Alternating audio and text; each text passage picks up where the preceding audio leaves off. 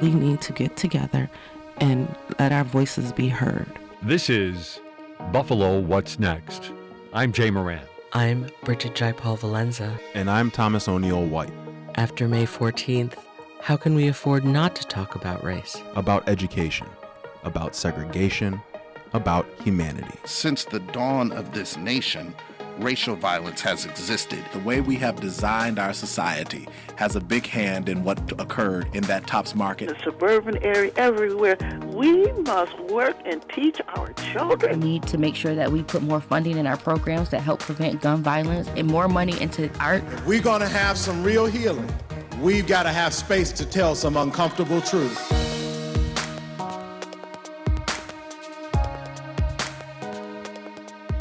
On this segment of Buffalo What's Next, we're going to talk with Ben Hilligas. He is the new Executive Director of the Buffalo Educational Opportunity Center. You can find it at UB's downtown campus. As a matter of fact, part of the University of Buffalo and the SUNY system as well. Ben, thanks for joining us. Jay, thank you so much for having me. Just let me say first, I'm a longtime active listener and member, so I just want to point that out for everybody. Well, we would have given you a bigger water if we would have known that.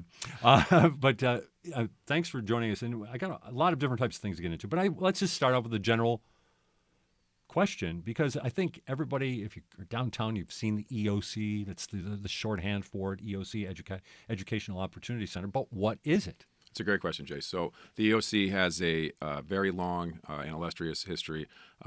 So it's 50 years old this year, which is a really notable milestone.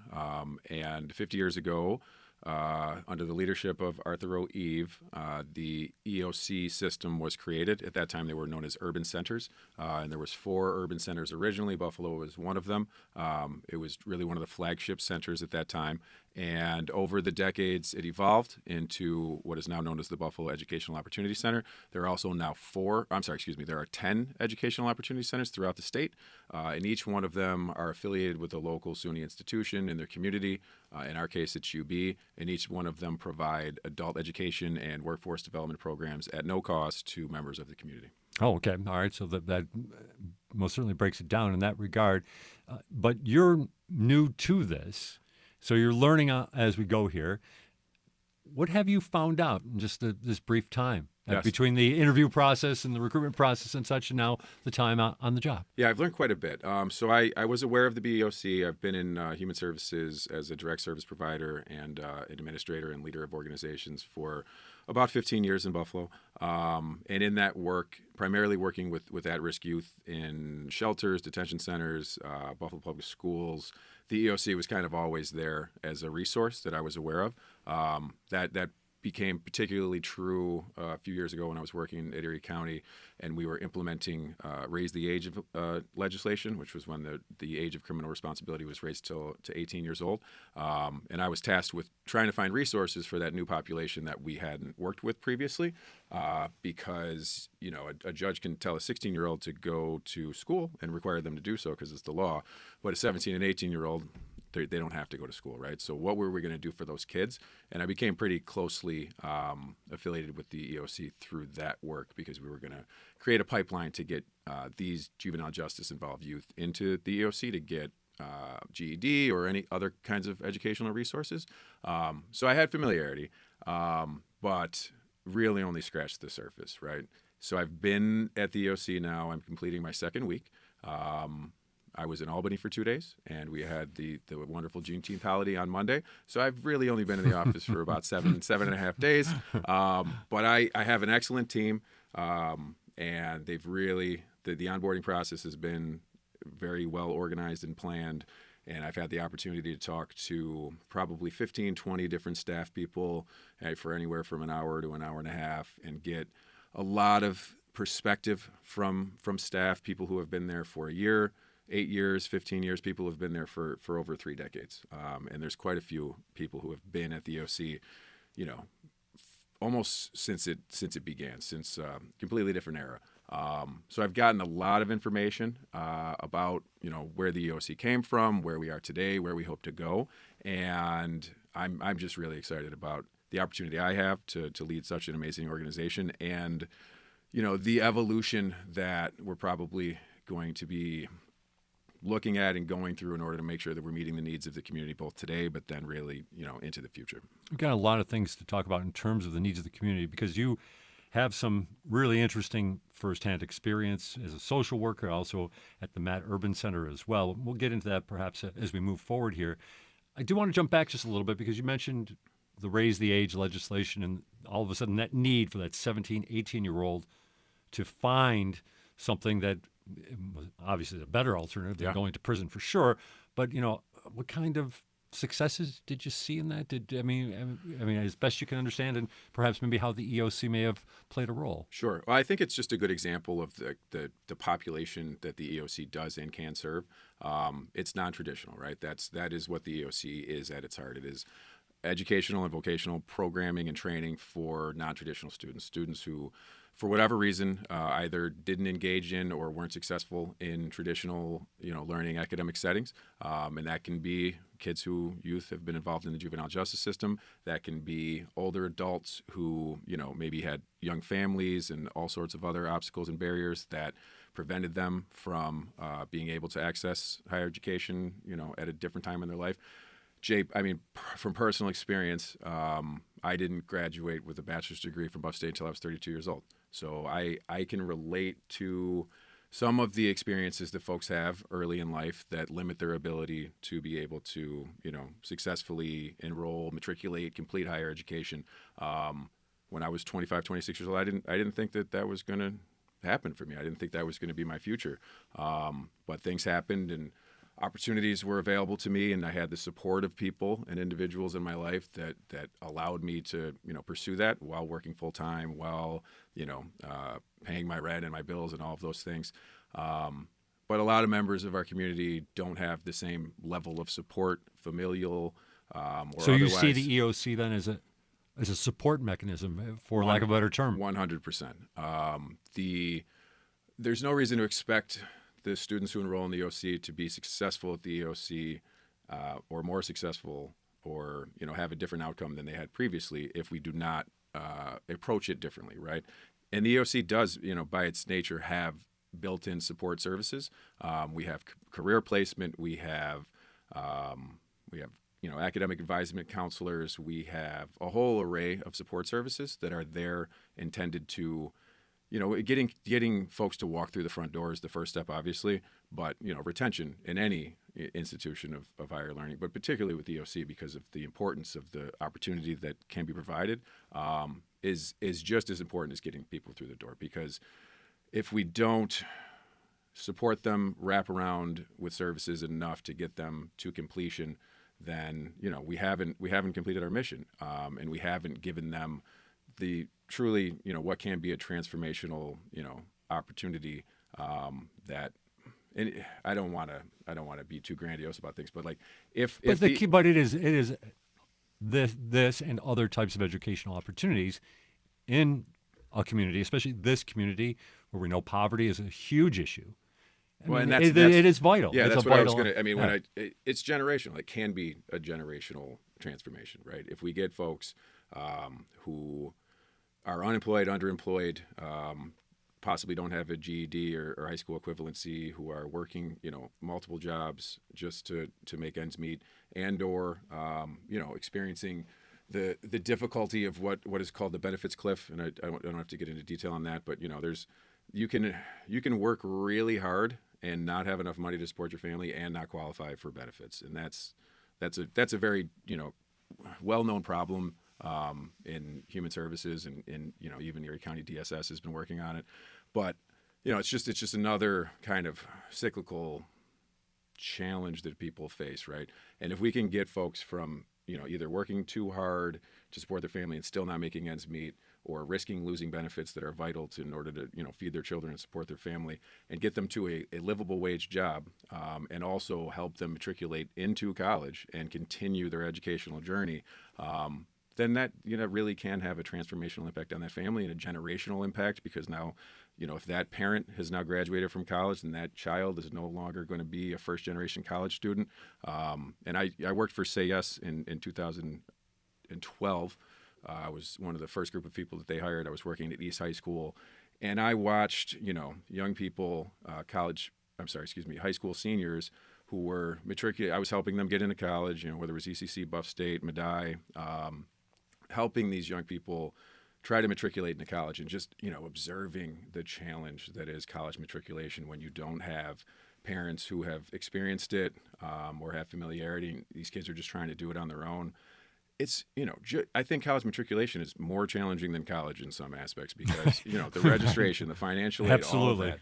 And you brought back some post-traumatic moments there for me, just talking about, you show up for registration the first day, and it's it's crazy. So, but really, if we can help a parent, a single parent, or a parent with children who hasn't, had the opportunity to complete college, get through college, and we really can do that at the EOC, then that just has such an enormous impact on that individual, their family, and then what that child's experience is going to be like going forward also. You spoke somewhat generally about vocational services and other opportunities there, but let's get into specific then. What are the programs that are available? Because that may be as much of anything as an incentive for somebody, right? Yep. So the EOCs statewide, they all focus on some core elements, right? And the core elements that all EOCs have is HSE, which is high school equivalency. We have a testing center at the EOC, which is not common. Testing center? Yeah, great question. So you can't just, not anyone can offer the GED, right? You have to have a specific type of certified center that has proctors and, the right kind of equipment and all of those things. There's not, it's like if you were to be taking a test for a professional license, you would go to some, for-profit company that offers that test. We have the same type of testing center at the EOC. So high school equivalency, English as a second language. We have a lot of ESL classes for, the immigrant and refugee population in Buffalo. We have academic foundational programs, and those are programs that cover all different types of academic topics and are not necessarily tied to any outcome, but are helping people with their basic educational background so they then can move on to a more technical or advanced type of program or be more prepared for their GED. And then vocational programs. So at the EOC, most of our vocational programs currently are in the healthcare field.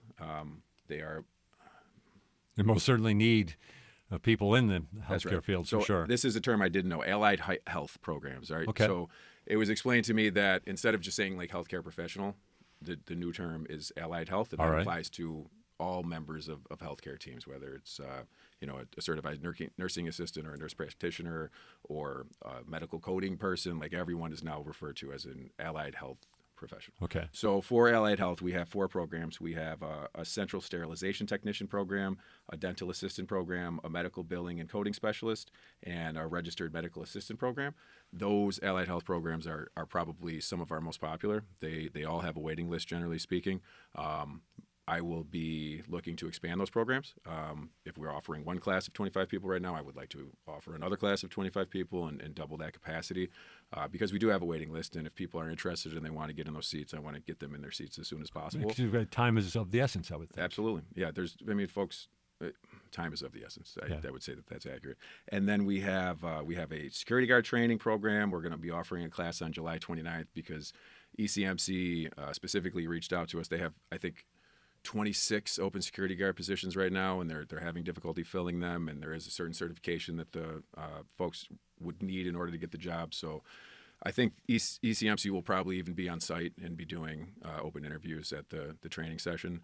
And then we have a Google IT specialist training program. So it's a Google curriculum, and once you're certified, you're qualified for an entry-level IT support position. Those jobs are probably typically start around $20 an hour, so it's a pretty good opportunity. We have a customer service program, so that's kind of just basic customer service for retail. I think it would apply to phone service operators as well. And those have been our core programs for some time.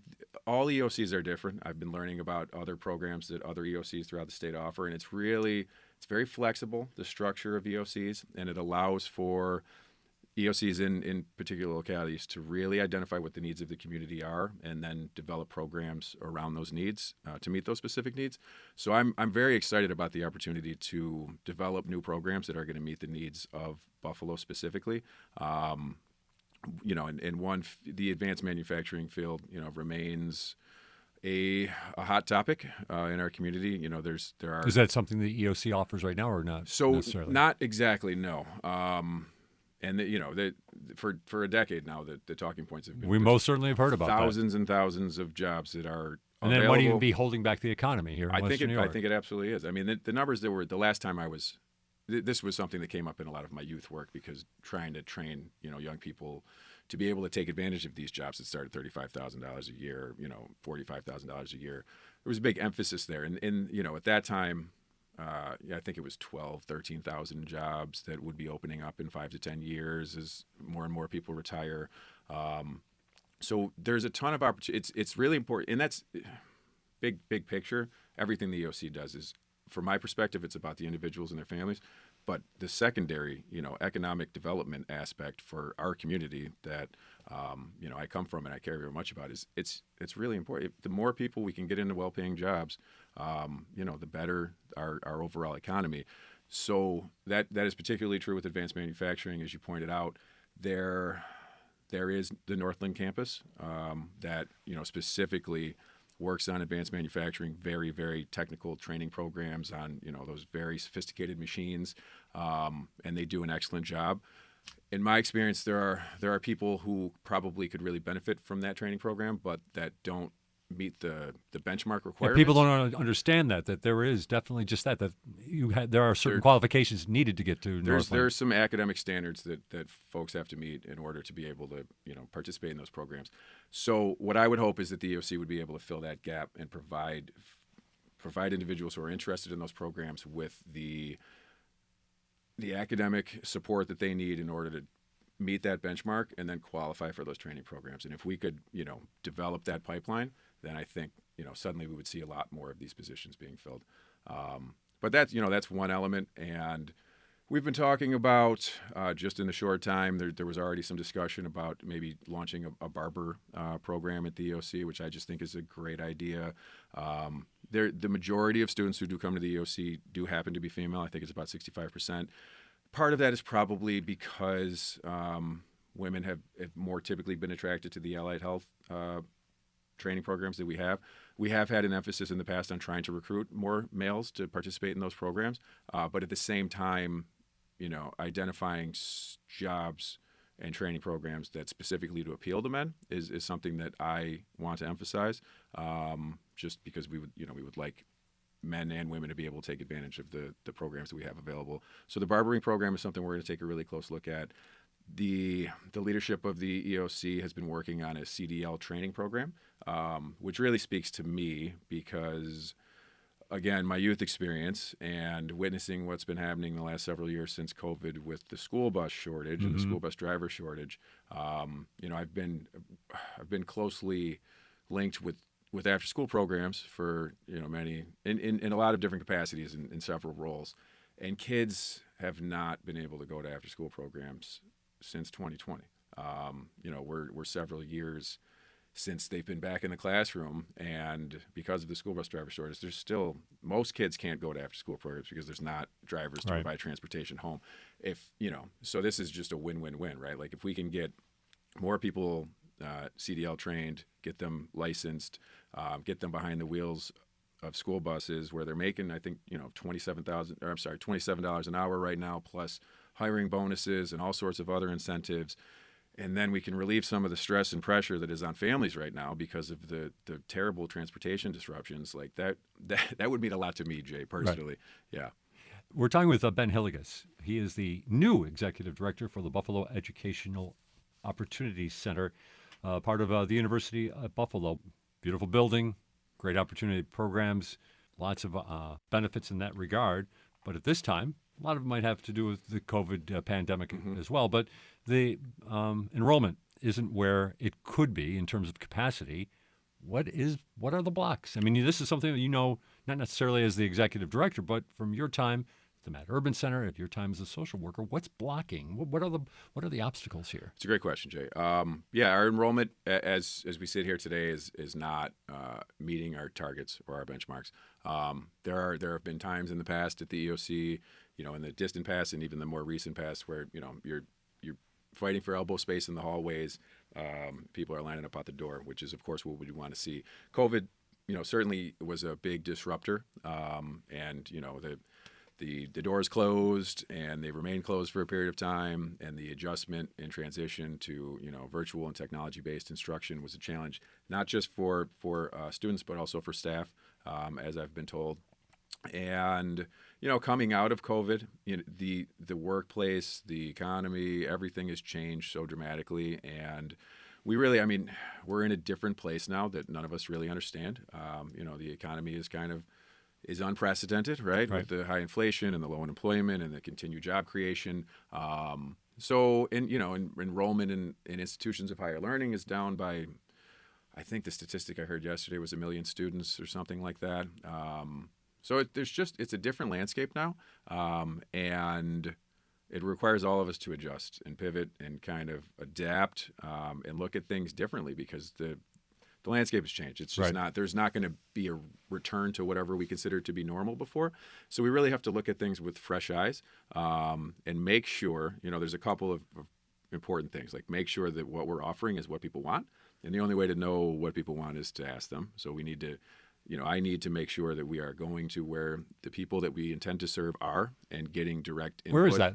So it's all throughout the city of Buffalo, but we are intentionally trying to serve a low-income population. We have income restrictions on folks who can access free programs. It's 250% of the poverty level. So it is specifically where low-income people live, and that happens to be primarily in East Buffalo. Certain zip codes, 14215, 14212, 14211. So in those, that's where I've worked for the last 15 years. As a social worker and as an organizational leader, I've worked primarily, if not exclusively, in East Buffalo for the last 15 years. So those organizations, CBOs, faith-based organizations are individuals and organizations that I have relationships with.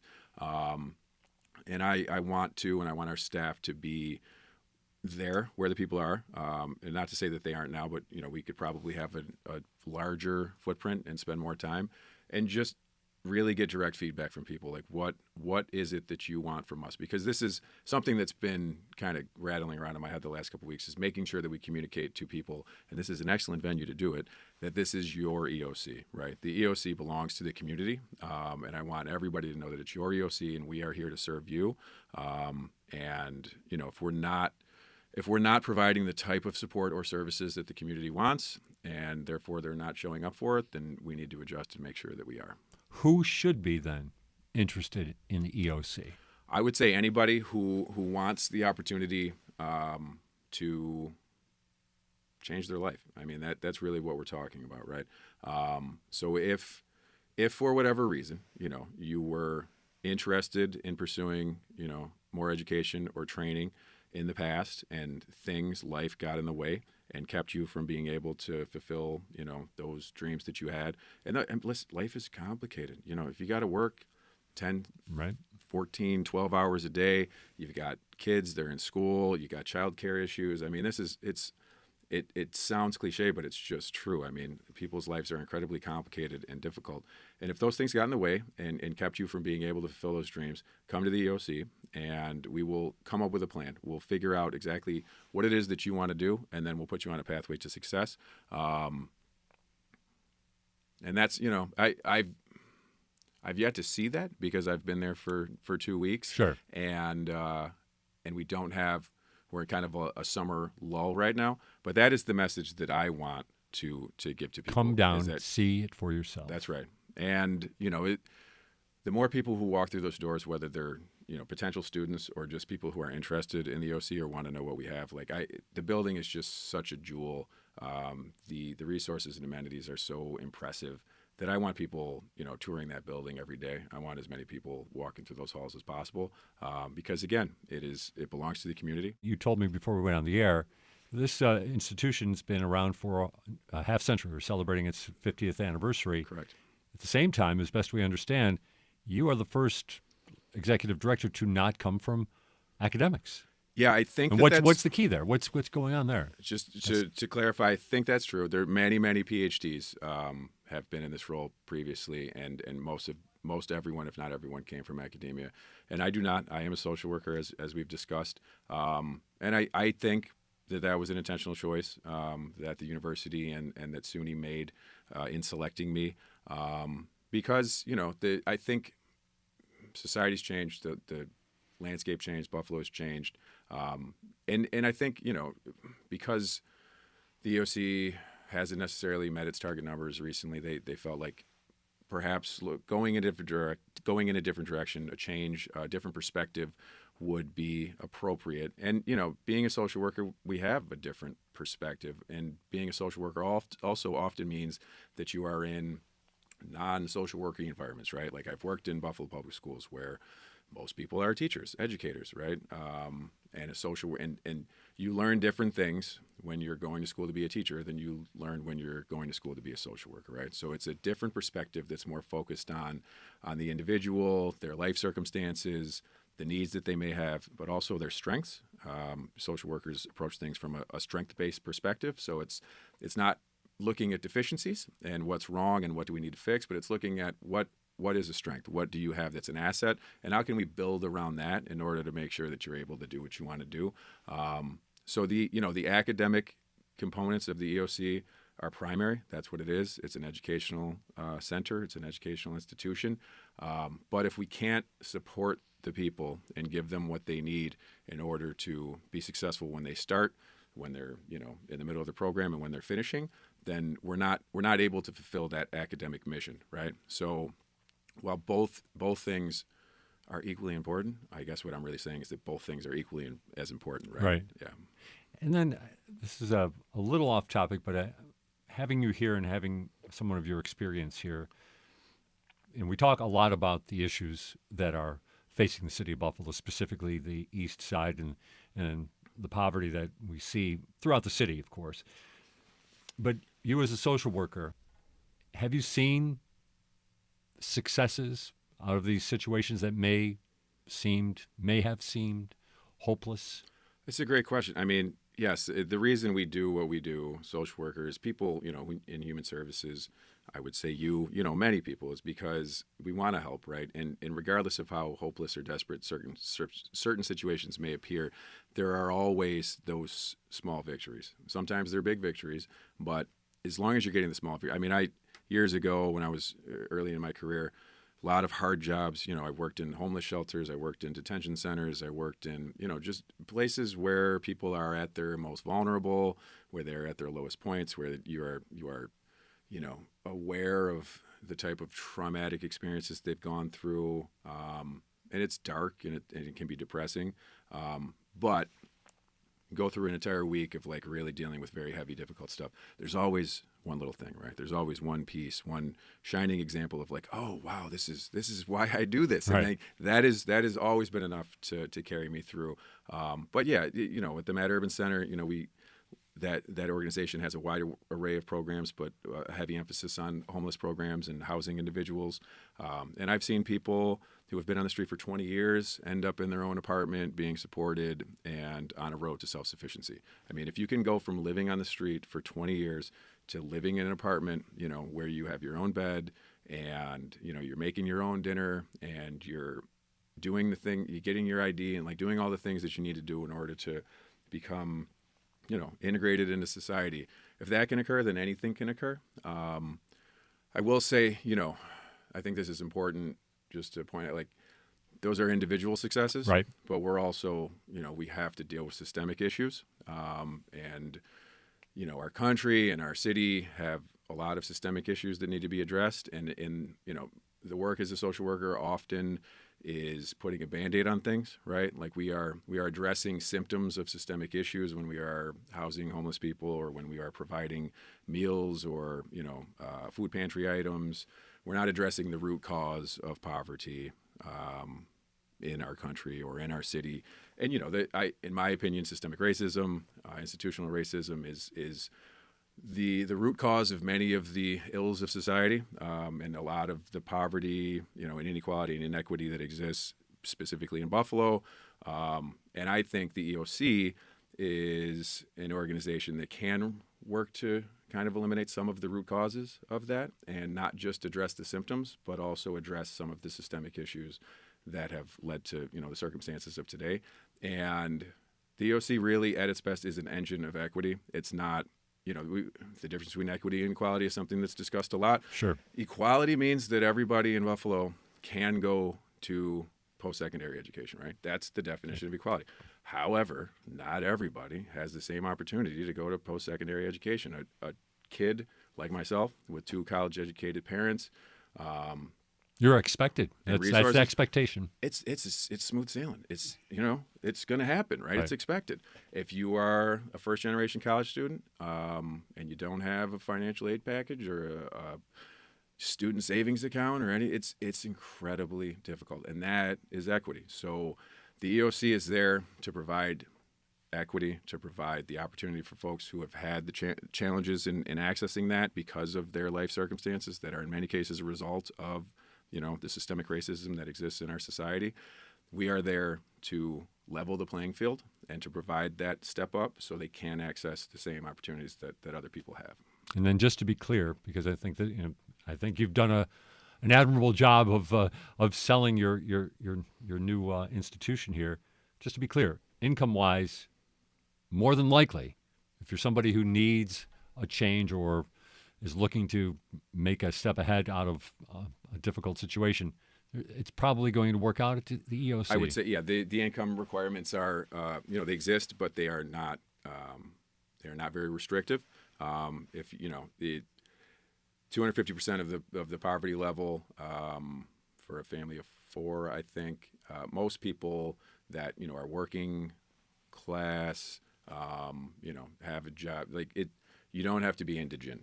Most people would qualify, and there's all there are opportunities case by case for exceptions to be made based on circumstances.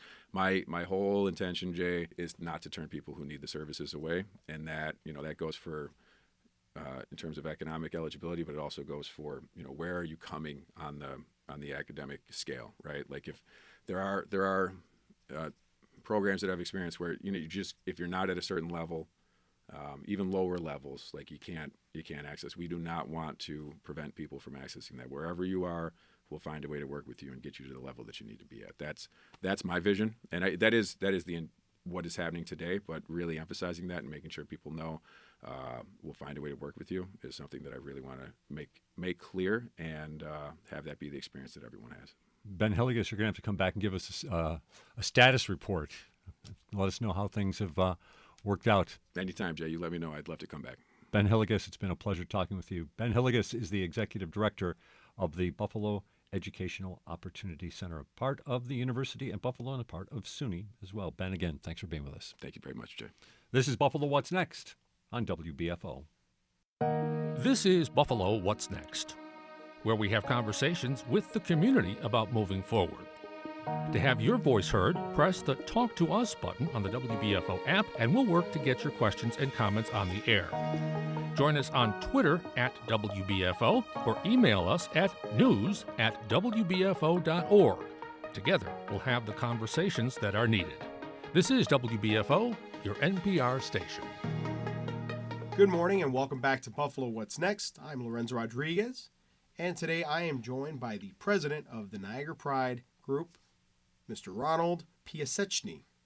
Hi, Lorenzo. Nice to meet you. I'm meeting so many people, many of them of Polish descent, so I hope I got that right. I had to phonetically spell it out, but Piaseczny. Yes. Boom. Good job. Excellent. Welcome and happy Pride.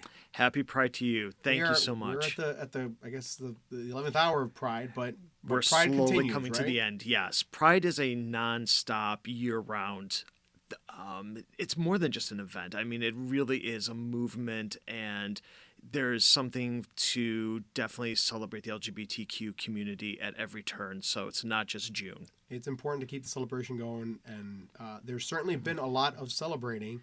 We were talking right before this interview about some of the events that Niagara Pride put together and put on in the Niagara County. Just for a recap, some of the events that took place and that you were a part of. Absolutely. So this year we added a bunch of activities to our calendar, and so we decided to name it the Season of Pride, or the Season of Love, basically. So we kicked off the Pride celebrations in May with the Western New York Pride 5K. Last year we had to do it virtually because of COVID restrictions, and this year we were able to bring it live and in person and do it at NCCC's campus. So we were super excited to do that. A little rainy that day, but it was a good event nonetheless. But the participants still. Oh yeah, we still had through the elements. Exactly. We still had over 30 people come and run or walk or, as we were saying, sashay, whatever you had to do to cross that finish line. Power walk, strut. Exactly. And I don't blame them. Whatever you had to do to get yourself motivated to cross that 5K finish line, they did it. Then a few days later, we basically kicked off the rest of Pride Month with pride flag raising ceremonies across Niagara County on June 1st. We are absolutely thrilled and honored to have the ability to do flag raisings literally across Niagara County, where it starts off in the morning on June 1st with Lewiston. We then go to Niagara Falls State Park, Niagara Falls City Hall. We did a flag raising in Sanborn at NCCC, and then we ended the day in Lockport at City Hall. And then throughout the rest of the month... Quite a marathon. It really is. It literally starts somewhere around like 9 in the morning and ends somewhere around like 4 in the afternoon. So it's a great way to really bring all of the county together. So we don't mind doing it. It's a really fun event. After that, we did the Buffalo Pride Parade. We participated and marched in that this year. And then we had 3 Pride celebrations of our own that Niagara Pride sponsored or co-sponsored. And so we were able to do Newfane Pride in connection with Calhoun's Pub. We were able to do North Tonawanda Pride, which is also known as Oliver Street Pride, in connection with the Oliver Street Merchant Association. And this year we brought Pride back to Niagara Falls with an amazing street festival with our community partners over at Old Falls Street. Back to the Rainbow City. Yes, Rainbow City. It was an amazing event. Ronald, how would you describe, you were also part of the Buffalo Pride Parade as well. You represented Niagara Pride in that. But how would you describe how different each of those celebrations were in Niagara? If they even were, is there an identity to each one? There absolutely is. So when we started Newfane Pride a couple years ago, I think this is really just a great example of how, like you're saying, the difference between the different Pride celebrations. So Newfane Pride, a lot of people said, no one's going to go to that. It's so conservative, so rural of a community. You'll get 1 or 2 people maybe showing up, or you'll get protesters. And in fact, we had no protesters. We've now gone into our 2nd year doing this, and we have just seen an outpouring of support, more people coming this year than last year, with youth, young adults coming, older individuals coming, that are basically saying, we have grandkids who identify as LGBTQ. Our neighbors are maybe LGBTQ. I have a brother, a sister. I want to learn more. I want to be part of this community and really find ways to be supportive, especially in such a rural area. So Newfane has a very unique feel to it. So that's really a positive thing that we do there. North Tonawanda, that was our 3rd year for that one. And that one also has a very special feel in that North Tonawanda tends to be a little bit larger city. You would think that maybe there would be some more diversity or inclusivity, but we also heard over the years that is a very conservative town, and that probably we would also receive some opposition in order to put together a Pride. And the reality is that it's only grown. We've only had more vendors come, more attendees, more showing of love and support for the community, and just seeing people being able to be themselves and their authentic selves has just been incredible to witness that. And then finally, Rainbow City Pride. Last year, it was a very small Pride celebration in front of our offices on Rainbow Boulevard, and COVID kind of put a damper on some of our plans over the last couple of years. Over that hump, so exactly. Understandable.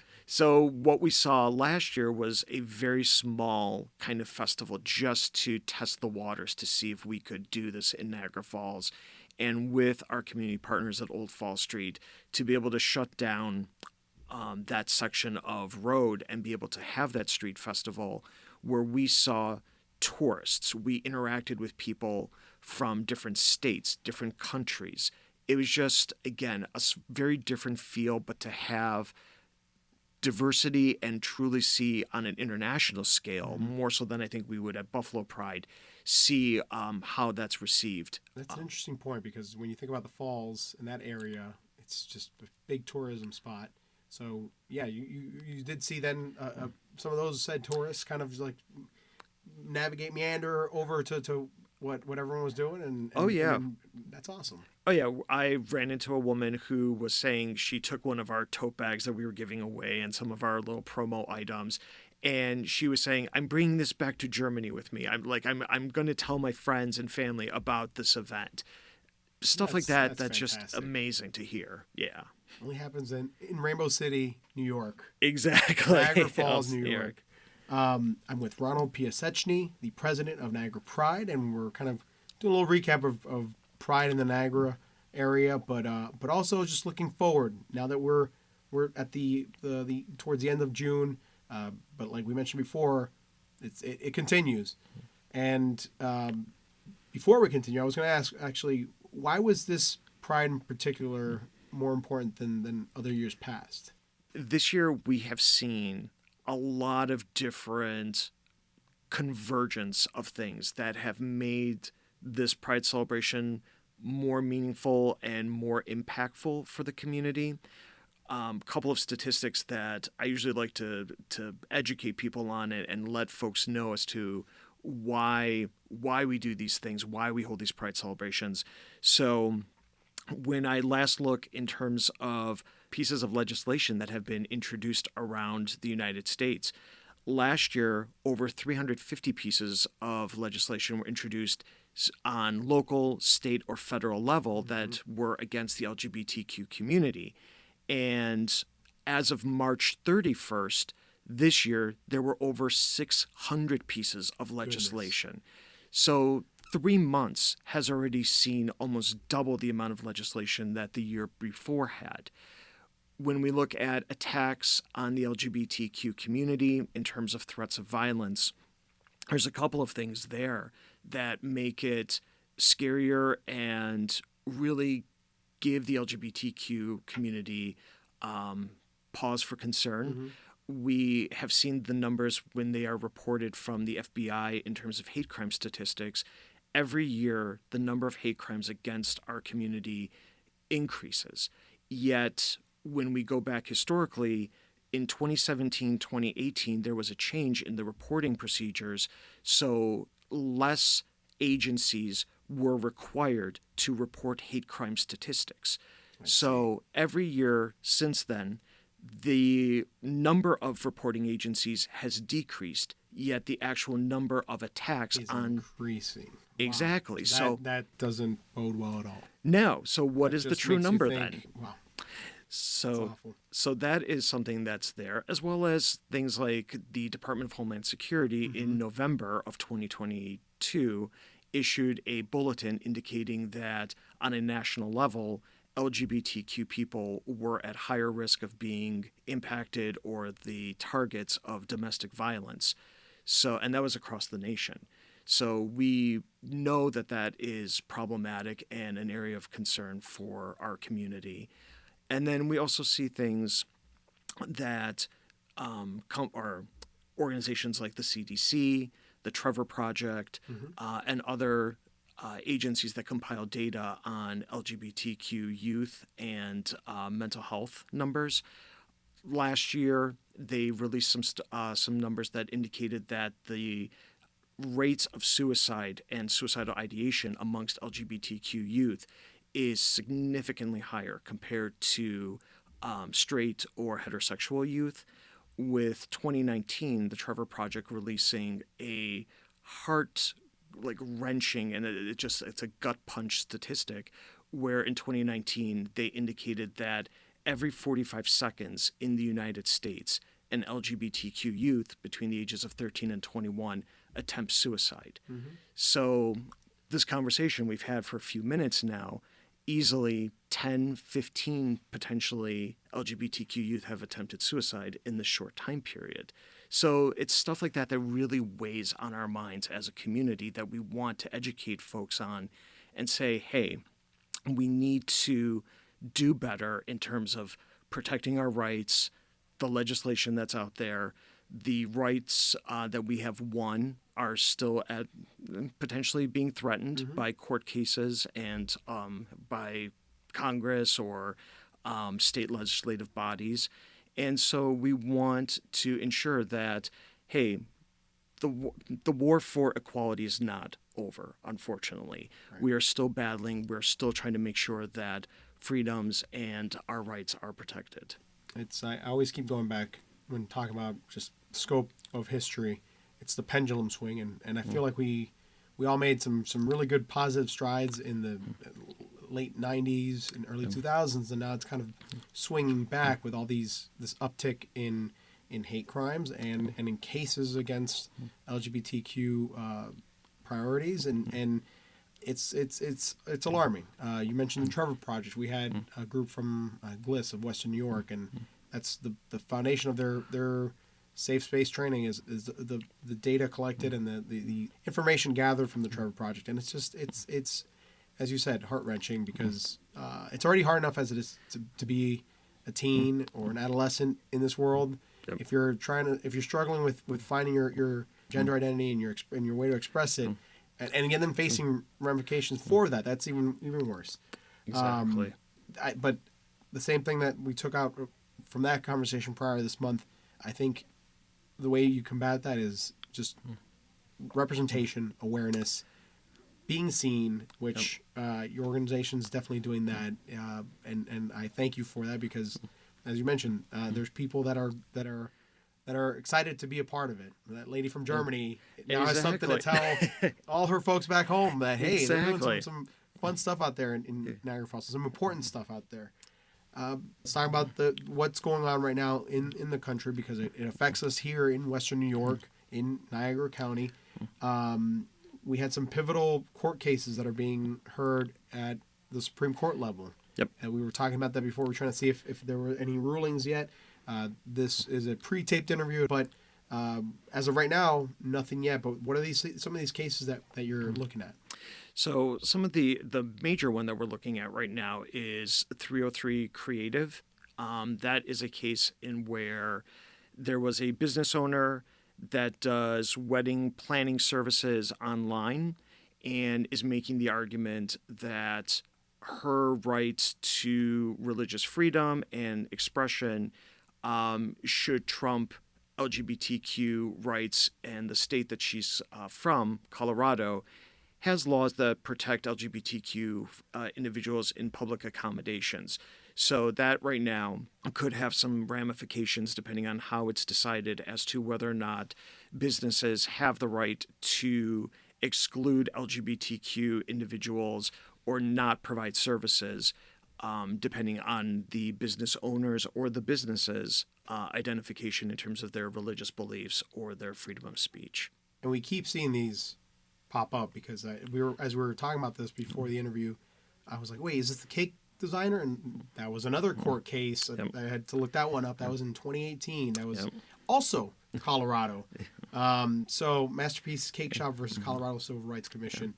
We're going to see a lot more of these, I feel like, because with the rise of partisan politics, unfortunately, seeping into even our judiciary system, federal judges that were appointed at a record level, I think we're going to see a lot more of these appeals get sent all the way up to the Supreme Court, where they can actually make some lasting changes, and that's alarming. And actually, Lorenzo, if you don't mind me just kind of sharing a little bit of some of the background on this. So what's interesting is when my organization and myself, when we do diversity trainings for individuals, I used to provide like this trick question. I would have a slide that would ask folks, what federal law protects LGBTQ folks? And unfortunately, it was a trick question because up until last year, the only federal law that actually grants any type of rights and protections to the LGBTQ community is the Respect for Marriage Act. All of the current body of EEO, which stands for Equal Opportunity Employment, all of the body of law that has been introduced with regards to protecting individuals for sexual orientation and gender identity have actually come from case law. So the Bostock case, which was a Supreme Court case stating that employers cannot discriminate based on sexual orientation or gender identity, is a Supreme Court case. Obergefell was the case that granted same-sex couples the right to marry in the United States.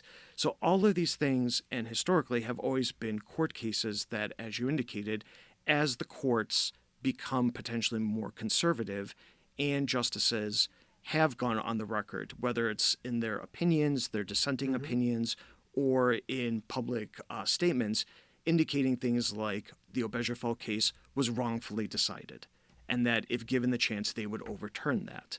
So there is reason to be concerned about the status of LGBTQ protections when you know that there are no federal laws that currently protect that, with the exception of the Respect for Marriage Act.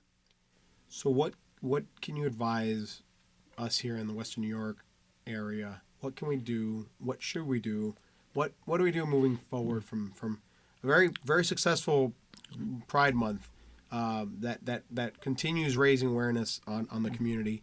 What do we do moving forward? I think it's a twofold thing. I think employers and employees need to educate themselves on what protections they have. When employees are looking at companies that they want to work for, when they're looking at who they want to do business with, what are the EEO stances of those companies? Are they employers that will protect their rights and grant them benefits? And as employers, are you being open to to the population that you not only serve, but to your employees? Do you provide benefits? Are you inclusive? Are you welcoming? So that's one prong that you would want to definitely take a look at. The other is going to be politics. When election seasons roll around and you start looking at who's running for office, whether it is the smallest office in your town or community, all the way up to president or Congress, what are the stances of the people that are running for office? Will they protect the rights of yourself as an LGBTQ person? Or if you know or have a family member who's LGBTQ, will they be protected, or will they try to pass legislation that is anti-LGBTQ? So that's really I think the biggest ways that folks can really help and be advocates and allies is by educating yourself and then really looking at the political future to see if is the LGBTQ community going to be protected. We have a few more minutes here, but I wanted to give you some room to let us know what's coming up next with Niagara Pride. And I know there's an event coming up this Thursday, correct? Yes. So this Thursday, we have Celebrating the Fruits of Our Labor. It is Niagara Pride's Thank You to the Community. That is going to be on Thursday from 12 to 2 at Gust of Sun Winery. Free pizza, free wings. We're Buffalonians. We love our pizza. We love our wings. So come on down and celebrate with us. But beyond that, we're looking at increasing the number of diversity trainings that we're doing.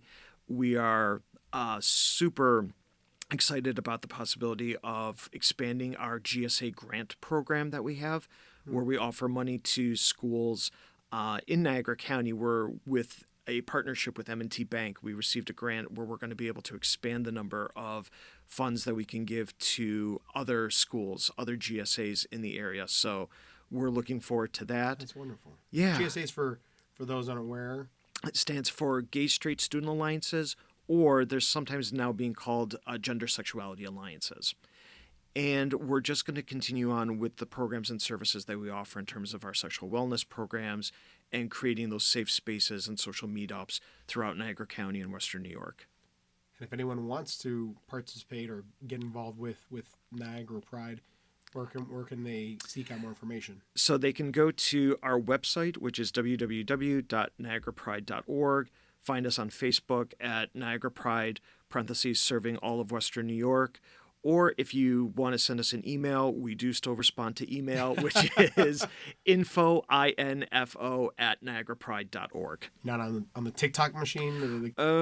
No. There's too many social media platforms. I can't do them all. As a father of two, I worry about all the platforms and the mounting number of them. But no, you're probably better off not being on that crazy place. I hate to say it, Lorenzo. I'm one of these aging older folks. My birthday's coming up pretty soon, and I look at happy early birthday. Thank you. And I look at it as, oh my gosh, can we just have one platform? Can we have just one streaming service? Because I can't keep up anymore. We were happy with AOL channels and chat rooms, and then we have to make it much more complicated than it is. I know, exactly. But Ronald Piaseczny, thank you so very much for making time for us towards the end of a very eventful Pride Month. Thank you so much, and once again, happy Pride. Happy Pride. Thank you, Lorenzo. This has been Buffalo What's Next on WBFO and WBFO HD1 Buffalo, WOLN Olean, and WBJ Jamestown, your NPR station.